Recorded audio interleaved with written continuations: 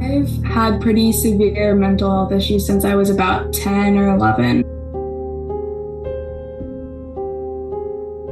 A feeling of shame and guilt that I couldn't shake and couldn't figure out why I couldn't get rid of. You're feeling everything, but you're feeling nothing at once.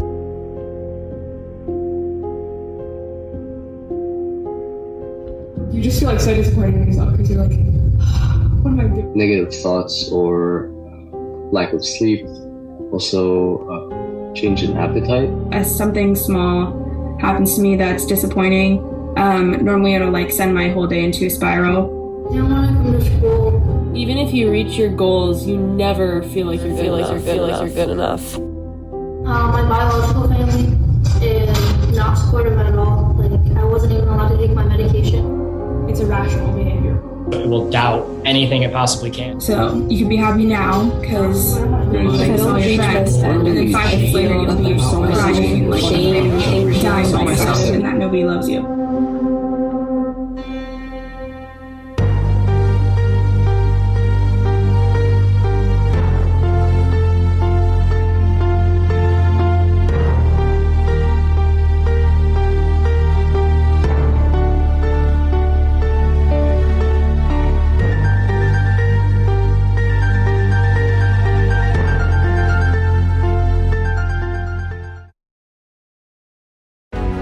Someone dies by suicide almost every other day here in Hawaii. Experts say the pandemic has been especially hard on children and their mental health, with 1 out of 4 middle school students having suicidal thoughts. Widespread mental health issues among high school students. Research shows female and LGBTQ students have been hit especially hard during the pandemic. After a study conducted in this spring, 1.6 million Tumblr blogs were examined, and of those, 200,000 contained pictures, videos, and text posts of teenagers hurting themselves. Alert now, the U.S. Surgeon General has issued a new advisory on a growing youth mental health crisis, warning that depression and anxiety in young people have doubled worldwide. Social media use is leading to an increase in teen suicide. There's a new study out that's warning of the possible deadly consequences for teens using social media. Childhood trauma, it affects millions of Americans. With approximately 1 in 5 individuals being diagnosed with at least one mental illness before turning 18, it is obvious that there is an underlying crisis that is insufficiently being addressed. Whether this silence stems from the stigma surrounding the subject, or from the misconceptions and stereotypes that are ingrained in society, or from the ignorance of those who believe it is not important to talk about, people are suffering. People are hurting themselves. People are dying because they have no support and they feel alone. As a whole, we urgently need to do something to prevent this issue from increasing even further. However, before we attempt to find proper solutions, it is important to learn how these disorders develop.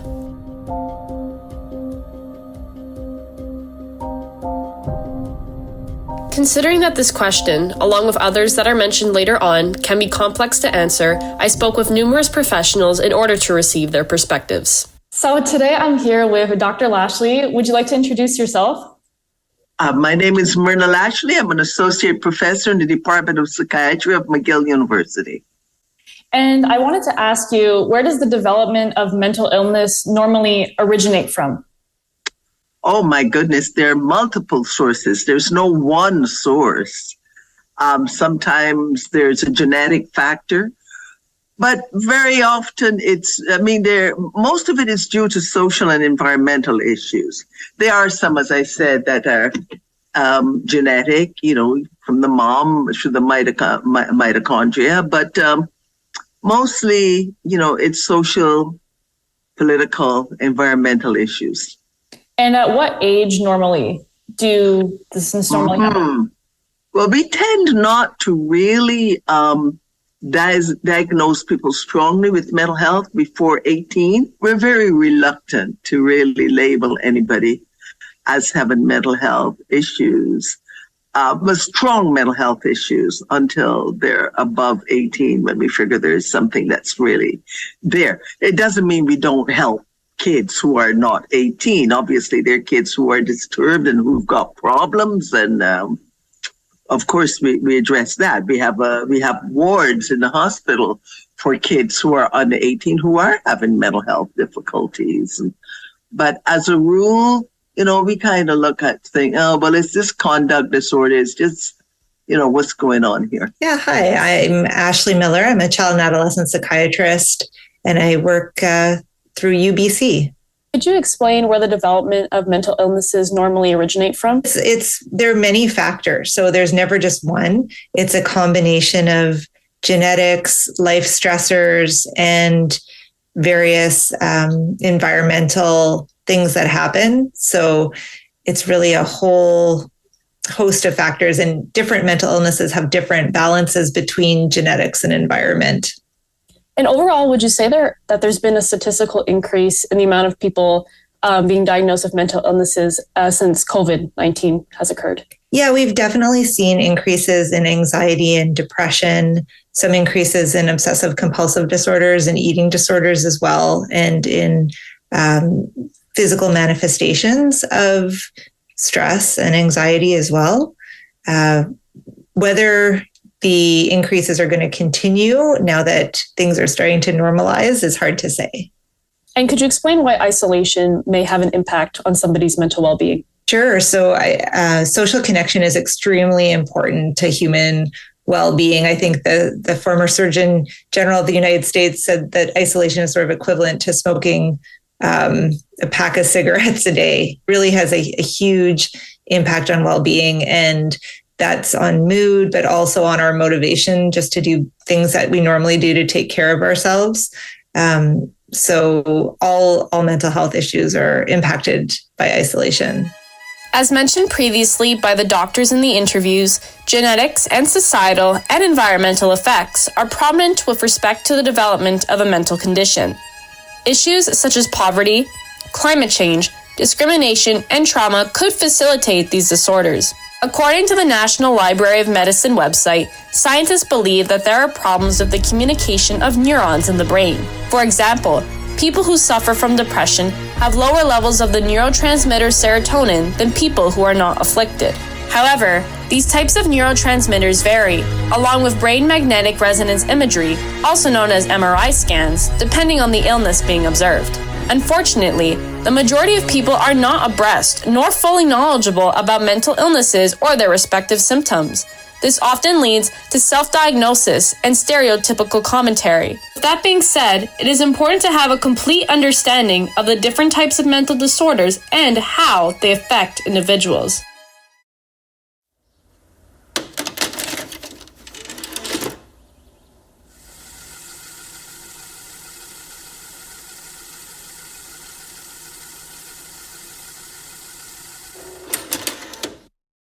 Obsessive-compulsive disorder, also known as OCD, affects 1 in 100 people. Researchers here in Jacksonville are testing a potential new treatment for obsessive-compulsive disorder, or OCD. Obsessive-compulsive disorder, also known as OCD, is a common mental condition which can be characterized by either obsessions or compulsions, which can also occur simultaneously.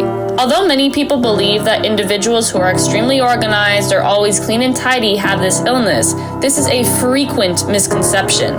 Obsessive-compulsive disorder is very serious and can be exhibited through a fear of germs and contamination, perfectionism, intrusive thoughts, ruminations, and doubt. So no, just because your friends color code their clothes and say that they are so OCD does not make it true. In fact, people who have this condition are 10 times more likely to commit suicide, with thousands of lives lost every single year. People who have been afflicted with this mental disorder are not being understood, which is why it is crucial to be aware of the gravity of the situation. So I am here today with Matt Marshall. He is a TikTok influencer. He also posts a lot on social media in order to raise awareness for obsessive-compulsive disorder. So, hi, Matt. How are you doing? I'm doing good. It's funny that you called me a TikTok influencer because I don't even think of myself that way on job and whatever. I'm 25, and like Alexa said, I have obsessive-compulsive disorder, and I mean, how long has it been? Maybe 4 months ago, I started a TikTok just talking about my experience with it and therapy, treatment, recovery. Riley, I go by the them pronouns. I haven't been diagnosed diagnosed with OCD for that long, but I definitely, like, I know it's been an issue in my life. I just haven't gotten it diagnosed until the past, like, year. Through outlining your journey, have you noticed that there's stereotypes with OCD that don't align with what it actually is? Yeah, absolutely. So, I mean, I think the biggest thing that, and even myself included in this before I, was forced to learn about it, I thought of it as what we see in mainstream media and film and in the collective consciousness and zeitgeist of being like a neat freak or eccentric hand washer. In reality, it's, I always like to say it's one of the top 10 most disabling disorders in the world per the World Health Organization. And it's that for a reason, because it's characterized actually by like a lot of intrusive thoughts and internal compulsions and obsessions that are really hard to escape and take pretty intensive and nuanced therapy to really get under. A lot of like cleanliness, like, oh, your room must be like spotless. Oh, your work must be incredible. Like you must get straight A's or like 100 on every test. It's very much not that. Yes. Or it depends on different people. So with that being said, what were your personal early signs of OCD before you got diagnosed? I was talking to my standard CBT therapist at the time, just going through some repressed memories that are pretty average that anyone could have. But for whatever reason, I would say most people would feel some modest guilt about them. But, with standard CBT therapy, you would work through it, feel the guilt, analyze it, poof, gone. But with me, it gave me a very unshakable shame about myself, and it fundamentally changed how I saw myself, and I just couldn't physically let it go. And it got to the point, and this went on for months and months, and it got to the point where I would tell my therapist at the time, like, everything you're saying makes sense, but I just can't physically feel the release and the acceptance and the letting go. Like something just keeps bringing me back to it. When I was a kid, I would go outside to play and I would spin around in a circle, and then I'd have to unspin and then respin and unspin until it felt right, and I wouldn't be able to do anything. Well, like the first thing I noticed is when I brush my teeth, I have to go right, left, center, right, left, center. Okay. Like 4 different times. And then I go to put my shoes on, and I have to go sock, shoe, tie, Okay. And if I don't do that, then I'm like, that's it, my day's ruined. Like, sometimes I'll like retie my shoes like 4 times. Okay. So it's definitely a reason why I'm always late to school. Yeah. Being late is like, then my day's ruined even more. Okay. So a lot of time with OCD, it's just like one thing adds on to another because it's like more stressful as the day goes on. Yes. Like another thing in school, it's really noticeable because sometimes I'll like write something out, and even if a single letter is wrong, I'll have to rewrite it. Okay. And I've had times where I've rewritten a letter or a number for like 10 minutes straight on a test. Okay. And it's like, what am I doing? Like you just feel like so disappointed in yourself because you're like, what am I doing with my life? When you got tested, how did you feel emotionally? Was it a sign of relief? Did you feel guilt at all? That's interesting. I don't think I felt guilt.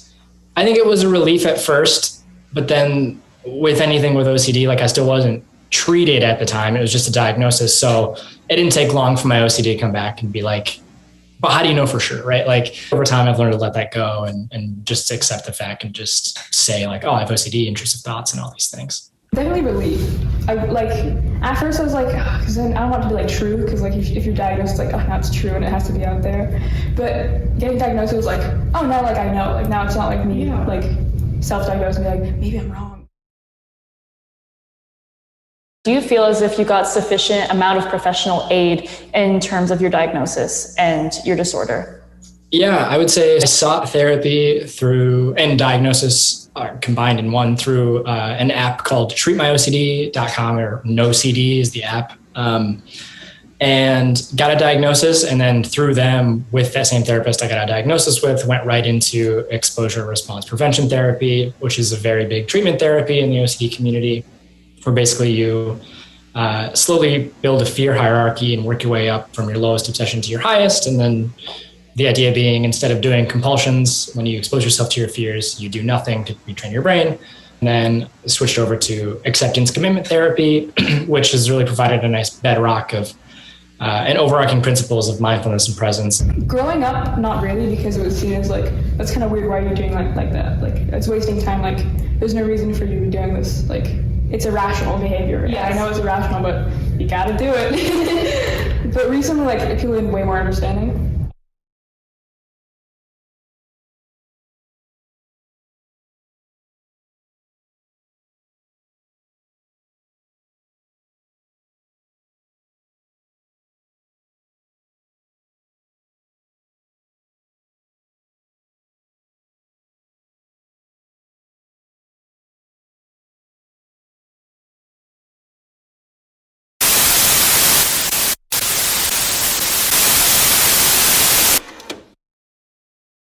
Some of these disorders are misunderstood.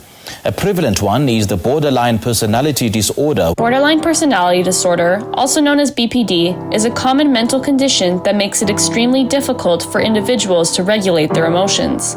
Many people are under the impression that the illness is just someone looking for attention. This often leads to the common stereotype that people with BPD are unstable. In reality, the disorder is extremely serious, affecting approximately 240 million people worldwide. According to medical doctors, there are 4 types of the illness, such as discouraged, impulsive, petulant, and self-destructive borderline personality disorder. However, regardless of the different symptoms, all individuals affected by this illness are continuously being judged and criticized by their peers. As a result, I spoke with 2 teenagers who suffer with the condition in order for people to understand what life is like for someone with BPD. Mercedes dear, I got fully diagnosed with borderline personality disorder, CPTSD, which is basically complex PTSD, chronic depression, anxiety. Ada Wilkins. I'm 17. I live in Texas, United States, unfortunately. So I was about 10. I've had problems with major depressive disorder, generalized anxiety disorder. And then my therapist and I realized once I got a little bit older that I probably also have borderline personality disorder. Are there any stereotypes in society that kind of people think that's what the disorder is, but it's not really what it actually is? So there's a lot of stereotypes about BPD just being super manipulative. I normally think that emotional instability means that you are crazy and you'll just go out and murder someone or something like that. But because it's, like I said, the border between neurosis and psychosis, it's not instability like that. It means literally what it says, your emotions are just not stable. I think that borderline personality disorder causes you to want attention more. Because a lot of borderline characteristics can also be very showy or very impulsive. Can you talk about your own symptoms with the illnesses that you deal with? Some of my triggers, especially with borderline and anxiety, because I definitely have an anxious attachment style, is if people change their tone of voice when they're talking to me. I tend to blame myself for a lot of things, even when they're literally not related to me at all. If someone's upset, it's because I didn't do something that I should have done. Yeah. And then the same thing with if people ignore me or don't reply to my text messages for long enough, often that can send me into a spiral, and I'll be maybe they don't actually really like me. Maybe they're only putting up with me because they think that they need to. I tend to mistake people's genuine love for me as pity. Taking care of yourself gets really hard sometimes. Obviously there's the days where I just don't want to get out of bed. Into school, I don't walk through the halls looking up. I can't. It scares me.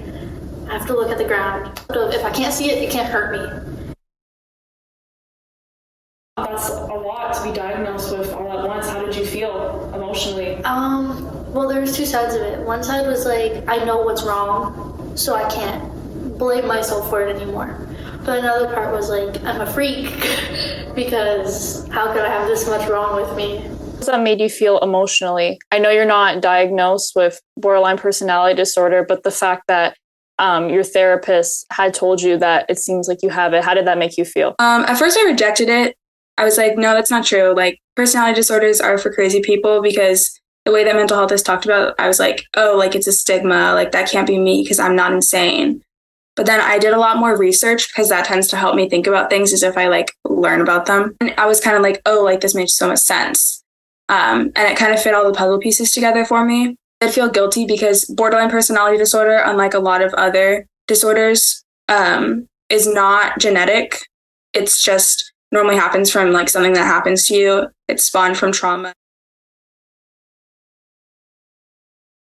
You ever experienced derealization? Because that sometimes, I believe it's 80% of people who have borderline personality disorder do experience that symptom. Yes.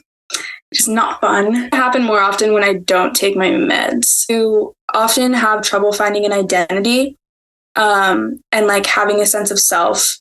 So I tend to project like other people's perceptions of who I am onto myself and like take what they say I am as like who I actually am. I went through like time periods of dissociation. Okay. So basically, like I'd be like the shell of myself for like 2 weeks. I wouldn't be me. I'd like fade out of consciousness. Has there been any other incident where you've been treated poorly because of your mental illness, whether that's online, in person? Well, yeah, recently with something on Instagram and TikTok, people making fake accounts to expose me, saying that I used my BPD as an excuse to treat people badly. And when you found out about these fake accounts and stuff, did it bother you? Yes, a lot. I didn't want to come to school. I almost reverted to self-harming because that's like another thing that I do. I wouldn't say because of my illness itself, but more because how it has manifested itself. So I've struggled with self-harm since I was about 10 or 11. And I have some pretty significant scarring. And so I remember one specific circumstance when I was changing in a locker room because I play volleyball. And one of the other girls who was in there was like pointing out my arms to everybody else and talking about how I was a freak and that like I belonged in a mental hospital and I was crazy. People tend to get kind of annoyed with me because I can be kind of clingy sometimes. I haven't really ever had anyone be like, oh my God, like I can't deal with you because you're so depressed. But I've definitely had like subtle sort of rejections or people not wanting to interact with me because of who I am.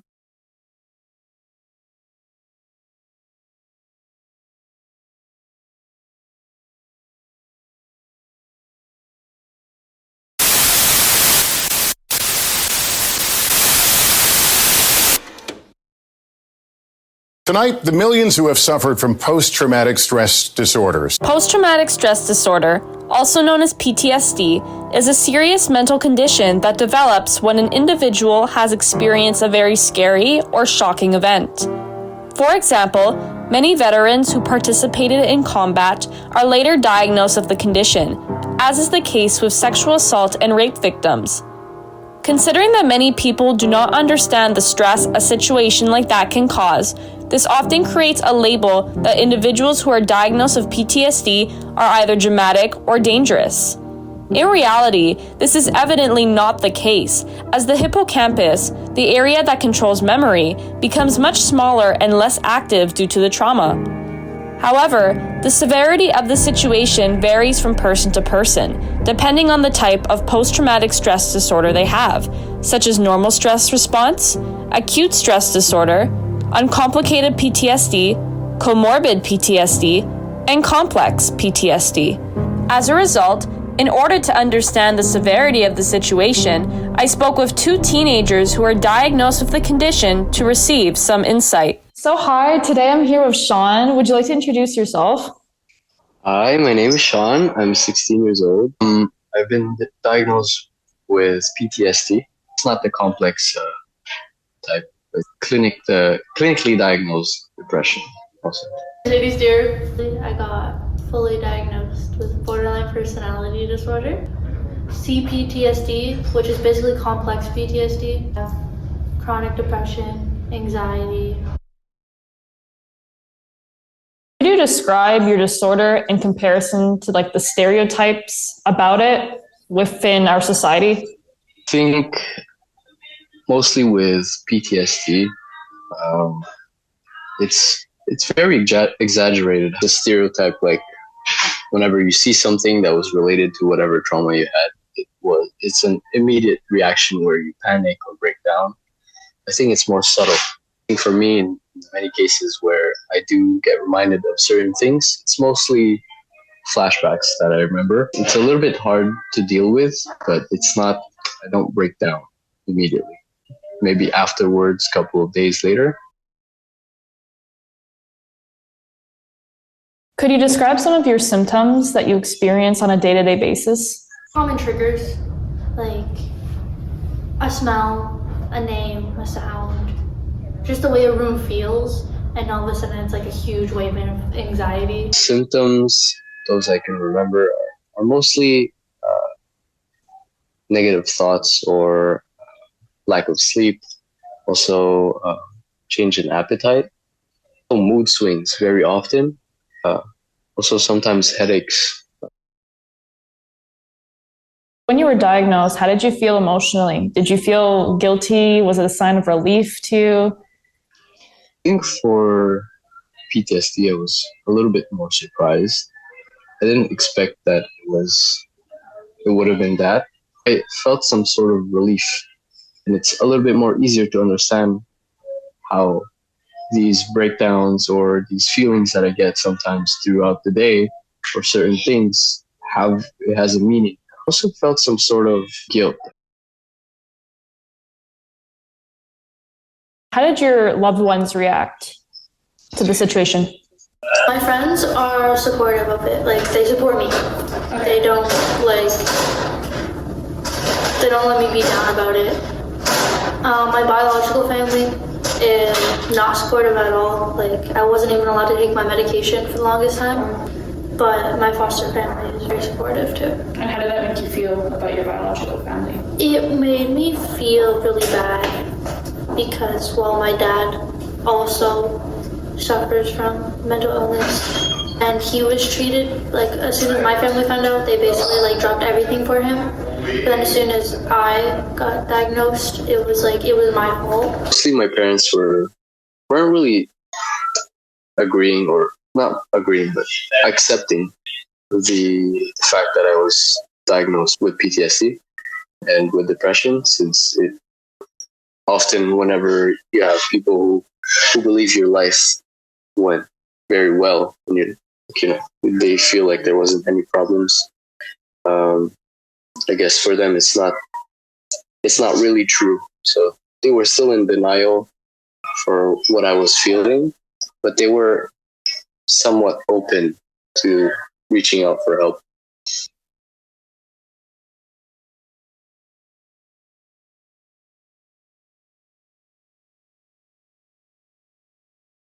Justice for who? For you? For some?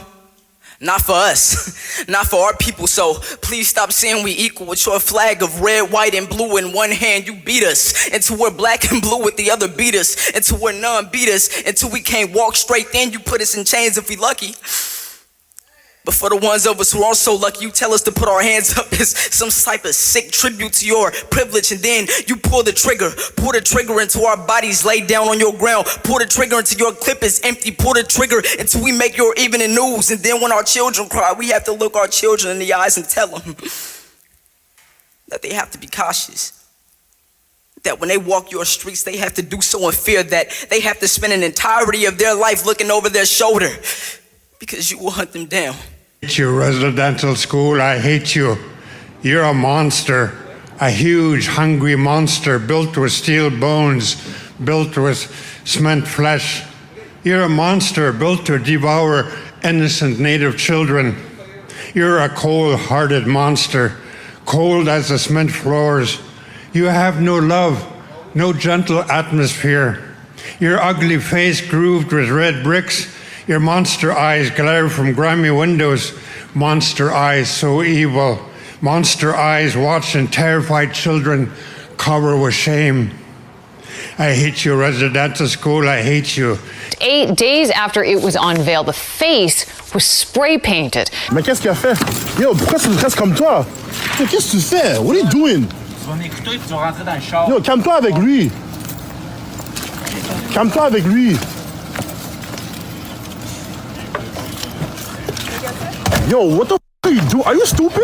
Does that make sense? Ça fait du sens? There's a jawbone fragment of a child between the ages of 4 and 6. Here, come on out. Look at you. Thank you. Yeah, just when you get up on the ground. I appreciate that. I do.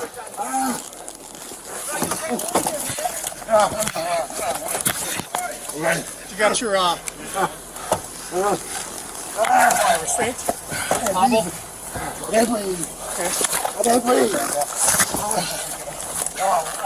Mama.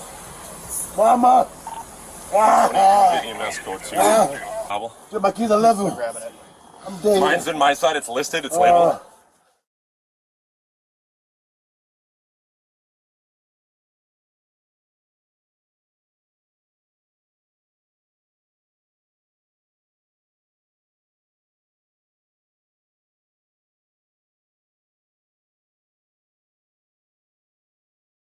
So today I'm here with Dr. Lashley. Would you like to introduce yourself?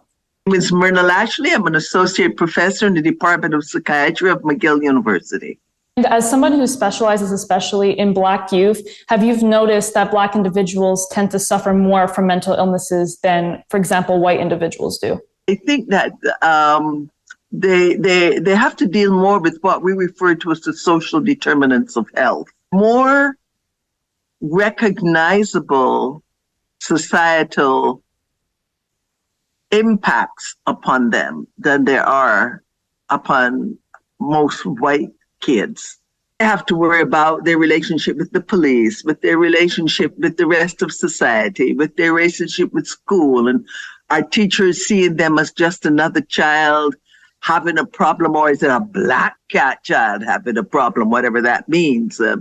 For a lot of kids in high school, a lot of Black kids, school has become the school to prison pipeline because teachers tend to call police more for Black kids than they do for white kids. And would you say it is as accessible for people of color to get professional help, especially in schools, as it is for other individuals?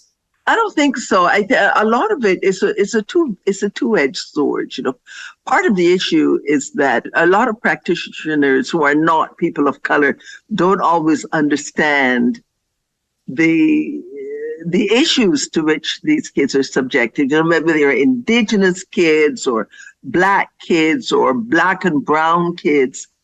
If you haven't lived with those folk, if you don't understand what society has been doing to these groups, these groups that have been minoritized ever since the 15th century, then you don't really get a full grasp. And that being said, it means that these groups also are reluctant to reach out to white therapists because they feel that they're not going to understand them and that they may further stigmatize them. Added to that is the fact that a lot of Black and Indigenous people, Black and brown people, really don't want to go to see those who are the descendants of their colonial masters for help. That they don't go because there is a code within most of these communities that you keep your business to yourself. You don't share it outside the home. And then the fifth one is that there's a certain amount of stigmatization around mental health and mental illness within Black and brown communities. Explain how racism and discrimination can affect somebody's mental health and self-esteem. My students, and I tell people when I give them, when I do training, that privilege is not what you have, it's what you don't have to do. So if you're a Black or brown kid, you go into a store, you need to know that you can't leave that store if you buy a chocolate bar without the receipt in your hand.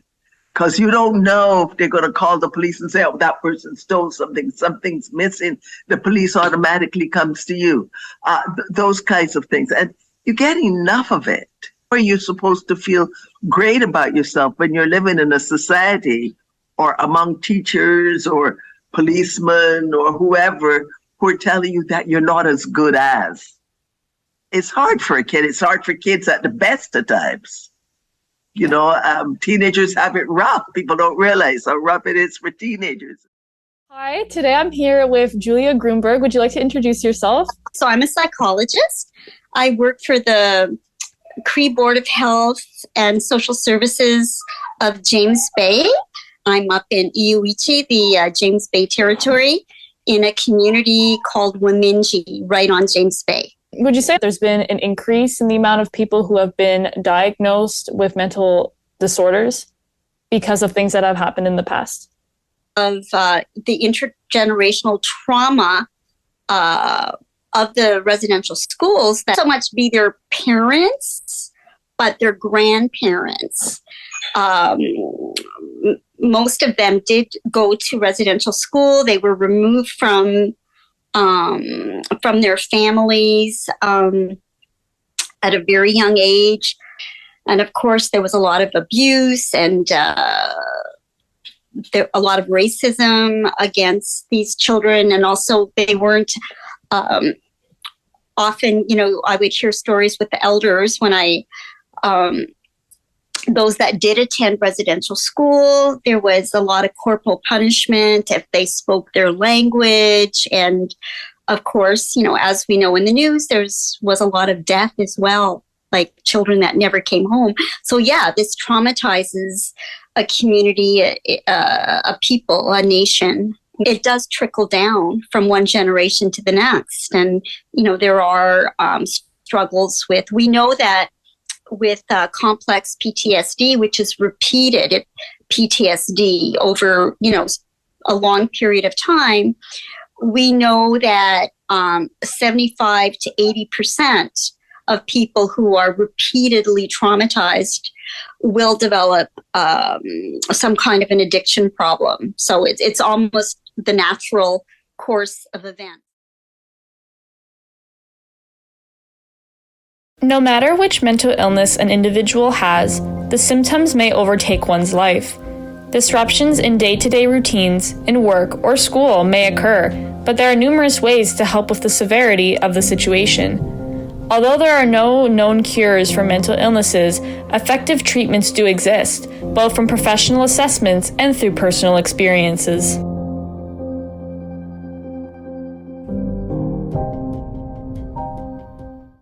So hello, today I'm here with Dr. Pagani. Would you like to introduce yourself? My name is Linda Pagani. I am a professor at the University of Montreal. I work in the Faculty of Arts and Sciences at the School of Psychoeducation, and I'm also a senior investigator at St. Justine's Pediatric Hospital of the Faculty of Medicine, and I'm part of the Brain Health Center there. Do you have any solutions that you could give to youth individuals that could help if they're struggling with mental illnesses? First things first, remember that you need to have a healthy lifestyle. The thing to do is to look at your life and ask yourself, do you take your vitamin D every day? In Occidental environments, it is recommended by all the different medical associations. We are deficient and it doesn't transmit. We don't, it's not like other vitamins and minerals that come from our food. So vitamin D is associated with poor immunity and mental problems. You take your fish oils. If you don't like fish oil, take your flaxseed. Flaxseed's cheap. It's good. Oil, omega-369, those things are strongly associated with their mental health, more positive thinking, less fear and less sadness. So then the third thing I'd say is to journal. The first time I did journaling and sort of said, oh man, what am I grateful for? And the first time, I was kind of being, kind of superficial. Oh, I'm grateful for my job and I'm grateful for Jimmy and I'm grateful for my kids. And then the next day, you can't do the same thing, right? So it becomes more granular as you go along. And within 4 days, neuroscience shows that all of a sudden you're bending your mind toward positive thinking. Positive thinking is not about, oh, don't worry, Alexa, it'll all work out. Positive thinking is trying to see, and there's neuroscience on this, a positive thinker will look in a room and will be able to see most of the things that are considered resources to survive. A negative thinker will look in the room and miss everything that is a resource for surviving because they're so negative, that they're wired negatively. After you write your 3 gratitudes, joy is self-constructed. Over time, documenting and forcing my brain to look for joy and look for gratitude before I go to bed makes me sleep better. I wake up with a better attitude. I'm stronger. I'm able to manage. And there's definitely your relationship with technology you need to be careful with. Technology, we just have to unplug ourselves at least once a week. Number 6, definitely to get physical activity every day, active transport, go out, shovel snow, walk the dog, treat housework like it's physical activity. What are some solutions you could recommend to young individuals who are also struggling with obsessive-compulsive disorder? Don't go, hey, I don't think I have that. I don't think so. If you're doing things over and over again and it affects your daily life to the point where you're late for things, yes, go get tested. This is gonna sound basic, but go to a trusted adult, someone that you feel comfortable with, and ask them what could I do? Because I had no one at home that I could trust it, but I came to the school for help, and that's when they called my social services, and I got everything sorted out. You mentioned how you do meditation, you like to journal. Would you say that this has overall helped you with your symptoms with OCD? Oh, absolutely. And a big thing with mindfulness and meditation and journaling is, as with anything in recovery with OCD, is being careful to not do it in a compulsive behavior, because while it is really great at distancing yourself from those intrusive thoughts and realizing that they are just thoughts and you don't have to engage in them, and same with the emotions, they're just a part of you, but they're not you. You can also try to seek out the feeling of relief you get from meditation and positive journaling in a compulsive manner. One, if you're unsure if you have it or not, seek a diagnosis first and foremost. There are really cheap and oftentimes free ways to get a diagnosis, which is great. And then I would say search and research what therapies interest you the most, of whether it be exposure response prevention or acceptance commitment therapy are the 2 I've used. And also, I have found that self-help books do help, but I have found I kind of have to take bits and pieces from other self-help books that aren't OCD specific and make them work for myself, as opposed to I'm still waiting for that one, perfect OCD help book where I'm like, oh, this is everything all in one localized source. As of right now, it's kind of, you have to pick and choose from different self-help books. Over the course of this documentary, it is evident that some of the most prevalent mental health issues amongst adolescents and young adults are completely different from what they are thought to be. No matter if someone is suffering from OCD, BPD, or PTSD, these individuals tend not to be understood. Whether or not you believe that this topic is much more accepted now than it was in the past, avoidance of the subject is still a problem. Why is this the case?